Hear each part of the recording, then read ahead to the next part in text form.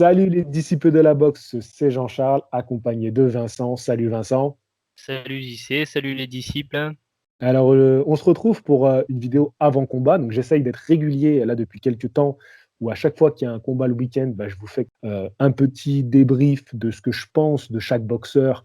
Je vous donne la fiche de chacun, et puis je vous dis, on va dire, un petit prono. Et puis aujourd'hui, j'ai invité Vincent pour nous parler du combat entre, donc de la défense de titre de Devin Haney. Oui. On l'oublie qu'il est champion en fait, hein. Ouais, ouais, ça aussi, on va pouvoir en parler dans cette vidéo. Alors, je te donne rapidement les chiffres de chacun. On a donc le champion Devin Haney d'un côté, qui a 21 ans, 24 victoires, 15 remportés par KO. C'est un boxeur invaincu. Il fait 1m73 et il a une allonge de 1m80. Face à lui, donc le challenger sera Yuri Ortiz Gamboa, qui lui a 38 ans, 30 victoires, 3 défaites. Sur ces 30 victoires, il en a remporté 18 par KO. Il mesure 1m66 et il a une allonge de 1m65. Alors, dis-moi un peu ce que tu penses de chacun de ces deux boxeurs. Ben écoute Gamboa, on va commencer par lui puisque c'est le challenger. On en avait déjà parlé sur cette vidéo. C'est vrai que moi je me souviens encore à l'époque, Gamboa, on en parlait presque comme la future légende, le gars qui allait être au Panthéon. Parce que c'est vrai qu'il était très impressionnant. Puis un jour il a croisé la route d'un certain Terence Crawford, j'ai envie de dire. Et bon, depuis ce jour-là, clairement, il est jamais vraiment revenu. Et aujourd'hui, ben ouais, c'est devenu le gars sur qui on se fait les dents un peu. C'est-à-dire qu'on l'envoie, enfin qu'on se fait les dames, Ouais, t'es un entends-nous peu bien, c'est un dur. peu le Ouais, tremplin. t'es un peu dur. C'est un peu un tremplin plutôt ce que je veux Ouais. dire. C'est-à-dire qu'on le prend pour vraiment, ben voilà, ce qui s'est passé avec Gervonta Davis l'an dernier, on l'a vu. Et pour parler de Devin Haney, moi, comme je t'en avais parlé, alors c'est vrai que lui c'est un peu le phénomène, le prodige, on en parle beaucoup. Floyd Mayweather lui-même l'a un peu décrit comme voilà le futur, un petit peu une sorte de ses héritiers. C'est un très bon boxeur, mais Haney, c'est vrai que j'arrive pas, tu vois, à être emballé tant que ça sur lui, malgré ses qualités techniques. Je, je trouve pas un truc, tu vois, de spécial comme par exemple, tu vois, quand on a vu Teofimo Lopez d'entrée de jeu, assez précoce, on disait, lui, il y a un truc. Davis, on disait, il y a un truc. Ryan Garcia, il y a un truc. Année, oui, il est extrêmement talentueux, mais je sais pas, je trouve pas qu'il y ait quelque chose, en fait, une flamme chez lui, un truc qui brille, si tu veux, et qui te dit, ça va vraiment être la future star, tu vois. Alors, Hmm. je pense que pour ce combat, il va le gagner. De quelle façon, lui, je pense, va vouloir essayer de faire mieux que ce qu'a fait évidemment Gervonta Davis l'an dernier. À voir, est-ce que Gamboa pourra répondre présent, parce qu'en sachant qu'il y a un gros écart physique, hein. Toi tu l'as dit déjà au niveau de la taille, au niveau de la longe, je pense aussi au niveau du poids. Je pense que Devin Haney, un peu comme un Teofimo Lopez, c'est plus un poids welter naturel qui arrive à faire des cut weight assez costauds pour boxer chez les légers, plus il est encore jeune. Mais donc je pense que oui, Haney va gagner. Il faut voir de quelle façon. Est-ce qu'il Hmm. aura vraiment une victoire aussi convaincante? Parce que beaucoup en fait considèrent déjà presque pour acquis qu'il va faire mieux que Gervonta Davis. J'attends de voir quand même parce que en plus Gamboa c'est pas non plus, c'est un dur à cuire quoi. C'est pas, je le vois pas gagner, mais c'est le gars qui peut t'accrocher quand même pendant 12 rounds. Attends, avant Donc de donner ton prono, je te demanderai ton prono ouais, en fin de vidéo. Mais ouais, ça reste va. sur un peu la fiche de chacun et après, il faudra oser donner un petit pronostic. Allez, ça marche. Déjà, est-ce que c'est un combat, toi, qui t'a excité quand tu as vu l'affiche, tout Non, simplement? pas vraiment, franchement, non. Non, non. Quand Devin Haney est devenu champion du monde, qu'est-ce que tu en penses un peu de son parcours aussi chez les professionnels? Bah, il a tout approuvé, j'ai envie de te dire, parce que on y a donné une ceinture. Il a, pour l'instant, il faut dire ce qu'il a boxé personne. Gamboa, c'est un premier grand nom, mais ça va pas suffire. Je veux dire, quand tu vois à côté, parce qu'en fait, le seul comparatif qu'il va y avoir dans cette catégorie, c'est Teofimo Lopez. Teofimo Lopez, il a tombé Richard Comey. Au final, il a réussi à prendre les titres à Loma. Niveau comparatif, quoi, t'as encore du chemin à faire. Hmm. Ouais, non, je suis assez d'accord avec toi. Et tu as dit, on lui a donné cette ceinture. Il faut qu'on revienne un petit peu dessus. En fait, ce qui s'est passé, c'est que la ceinture était entre les mains, autour de la taille de Lomachenko, Lomachenko. Et puis, il y a eu cette histoire des ceintures franchisées. Toi, tu as fait, franchisé. t'as fait un super podcast où tu parles un petit peu des ceintures et de l'historique des ceintures. Et tu reviens d'ailleurs sur cette ceinture-là franchisée. Et donc, Devin Haney a combattu pour un titre vacant de WBC. Quand Lomachenko a perdu Mais contre il a Lopez, combattu ou on lui a donné? Non, il a combattu. Non, attends, non, t'as raison. Je me Il a, demande si il le a titre était vraiment récupéré. vacant. Je crois qu'il s'est passé la même chose, il me semble, avec Jermall Charlo, avec Canelo. C'est qu'on y a Exact. donné. Alors, après, il a fait un combat un petit peu pour honorer ça, mais je crois qu'il était déjà champion, en fait. Exactement, exactement, tu as raison. On lui a vraiment servi la ceinture sur un plateau, j'ai envie de dire, hein. Donc Oui. voilà. Et d'ailleurs, donc je reprends mon fil. Quand Lopez a gagné contre Lomachenko, il avait en main une ceinture WBC. D'ailleurs, par contre, ça, je trouve ça sympa. Il y a la ceinture pour les entraîneurs, c'est qu'il a remis à son père. Et je trouve ça assez sympa. Ah, ils Tu ont fait vois, une ceinture pour les entraîneurs, ouais. ouais, ouais, ouais. Et ça, du coup, pour une fois qu'une ceinture symbolique me plaît, bah là, pour le coup, je dois le reconnaître, tu vois, parce que je trouve que l'entraîneur, il a quand même une place importante et c'est pas mal qu'il y ait ce côté, bah, lui aussi a une ceinture, tu vois, dans la symbolique, hein, je parle pas Hmm. après des trucs, Et mais est-ce que tu crois qu'ils vont faire la ceinture de super entraîneur et de entraîneur franchisé arrête, arrête, on arrête avec ça, Non, alors calmez-vous, calmez-vous. Non, mais Didier D'accord, Raoult, non, moi, écoutez, je suis calmez-vous. calme. d'accord, on est sérieux sur Box Attitude, d'accord, on essaie de ne pas perdre les gens. Et du coup, tu vois, je sais plus où j'en étais. Oui, alors du coup, il a récupéré cette ceinture de WBC, Lopez. Enfin, il l'a gagné, il l'a pas récupéré, pardon, il l'a gagné.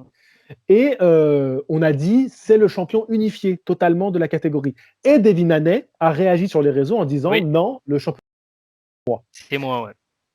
Je trouve ça un petit peu ridicule quand même, parce que quand on Oui, sait dans quelles conditions tu as gagné ton titre, et quand on voit Lopez dans quelles conditions il a gagné ses titres, tu devrais faire un petit peu profil bas, mon garçon. Après, juste pour réagir un peu à la fiche des deux boxeurs, moi, Devin Haney, il me plaît dans sa boxe. Je me rematais un peu ses combats. Bon, le dernier n'était pas terrible. Il a fait beaucoup de coups un peu derrière la tête et des coups bas. Il n'était pas bien dans son combat. Je ne sais pas pourquoi. Peut-être son adversaire était un peu chiant à boxer. Mais il a un beau profil, il a un beau physique. C'est un boxeur élancé. C'est un boxeur qui est agréable à regarder parce que techniquement, c'est joli ce qu'il fait. Bon, comme je vous disais à part d'un dernier combat où il était un petit peu dirty, euh, il a un super potentiel. Il est jeune. Voilà, ah il oui. faut le dire, il est jeune. Il a encore vraiment l'avenir devant lui. Mais, comme tu l'as bien dit, il y a aussi des super beaux adversaires dans sa catégorie. Il est dans sûrement la plus belle catégorie à l'heure actuelle. On peut jouer avec d'autres aussi en se disant, ouais, celle-là, elle est pas Ouais, mal quand même. mais je Mais là, en pense que termes de les légers, ouais. qualité, Ouais, ah ouais, en termes de qualité de boxeur, de différents styles qu'on a, différentes régions du monde, non, vraiment, c'est ouais, je superbe. pense, ouais. Donc, moi, et face à lui, on a Gamboa. Gamboa, c'était un boxeur que j'aimais beaucoup. Comme tu l'as dit, il a rencontré Terence Crawford et je pense que c'est une défaite qui l'a traumatisé. Euh, il fait un beau combat contre Davis. Il m'a Oui, impressionné. Pas au niveau de Davis, bien sûr. Davis qui frappe très fort. On l'a encore vu ce week-end. Davis, il a envoyé un message terrible, hein, le chaos qu'il envoie à Santa Cruz. Mais il fait un beau combat. Donc maintenant, on va passer. Mais alors, juste, il faut rajouter quand même que c'est quand même pas sa catégorie naturelle, hein, à Gamboa. Il est un petit peu hors caté. Il ils vient quand même viennent de des plumes, catégorie. ouais, lui aussi. Et à la base, je crois que même quand il avait gagné au JO, il était à Mouche. Ah, tu vois, Ouais. t'imagines un peu. Après, c'est un boxeur qui a de l'expérience, c'est un boxeur qui pugilistiquement, qui sait, Oui. voilà, hein, ça pue la boxe. Et puis, gros mental, il a montré contre Davis qu'il avait un gros mental. Maintenant, on va passer à la partie pronostic. Pronostic, Oui, votre pronostic. une boucherie. Est-ce que tu veux te lancer ou je me lance? Bah écoute, vas-y, je te laisse te lancer. Tu me laisses? D'accord. Ouais.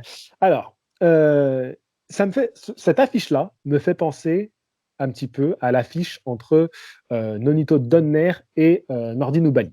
C'est-à-dire qu'on a un boxeur qu'on avait un petit peu enterré, donc Donner comme Gamboa, qu'on avait un petit peu enterré, et qui sort un gros combat contre Davis et pour Donner contre Inoue. Ils ont sorti tous les deux un super combat. Donner, il a fait combat de l'année.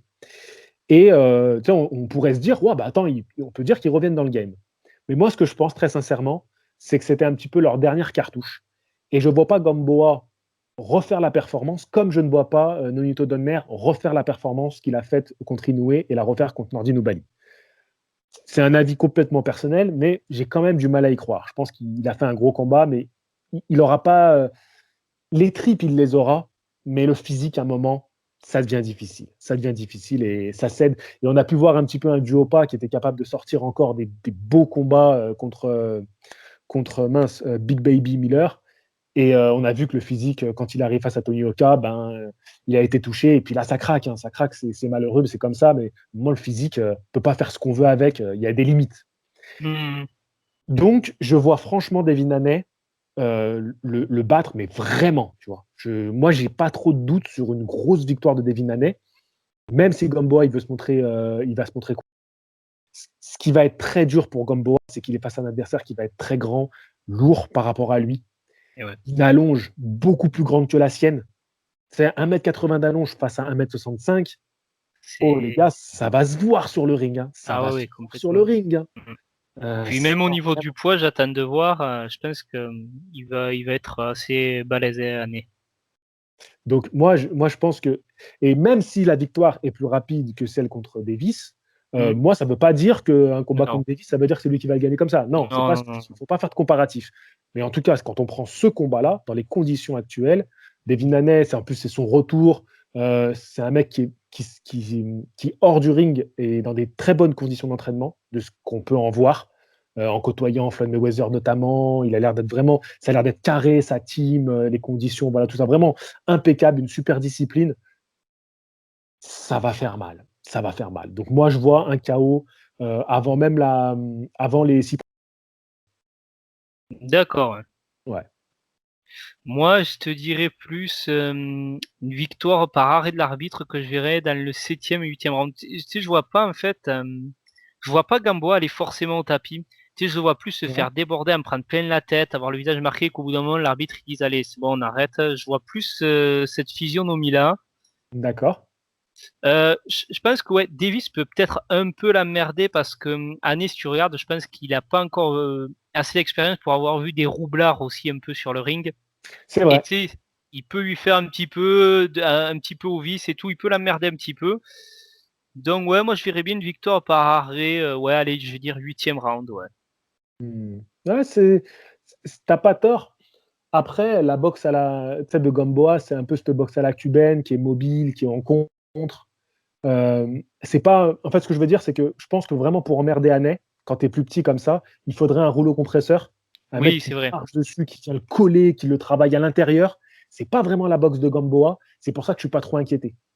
Oui, non, après, bon, tout est relatif. Je pense qu'il peut, voilà, j'ai pas dit le mettre en danger, mais vraiment un peu l'emmerder, tu vois, sur pas mal de trucs, peut-être sur certains, s'il arrive à être assez mobile, peut-être faire une cible un peu mouvante qui peut changer peut-être un peu de sens et tu vois, un peu l'emmerder, quoi, comme ça.